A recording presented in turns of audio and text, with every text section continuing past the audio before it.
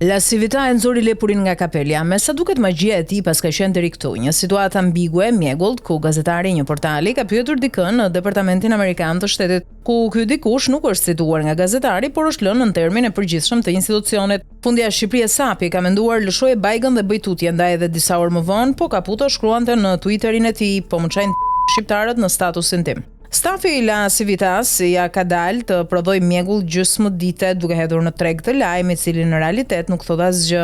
Por nëse zgjidhet kryeministër, Berisha mund të shkojë në New York në selinë e OKB-s, por nuk mund të hajë asnjë hamburger jashtë territorit që i njeh ekstraterritorialiteti i OKB-s. Kaq gjë e dinim, por Berisha vazhdon dhe mbetet non grata. Në konferencat e fundit për shtyp, Departamenti i Shtetit merrej edhe me përkujtimin e 2 diplomatëve që kishin ndërruar jetë, por nuk e citonte askund Berishën. Nuk ka një urdhër presidenciale as deklaratë të Departamentit të Shtetit që ja heq non gratën. Gjithë ajo që prodhoi La Civita ishte një karikim tjetër për militantët, por këtë e bën më mirë Berisha. E gjitha ishte në vazhdën e mufkave që lëshojnë çdo ditë punonjësit e selisë së PD-s, por nga La Civita pritej më shumë se sa lajme qorre. Me sa duket stafi i La Civitas futet tek ai 80% i amerikanëve që as e kanë iden se çfarë është bota dhe ku bjen kontinentet e shtetet. Për fat shqiptarët tashmë nuk janë ata të mendjet e njëshit. Një popull që ka mbjetuar 3000 vjet i sheh shejtanllëqet më mirë se stafi i La Civitas. Kaq duhet ja kishin thënë kur e paguan.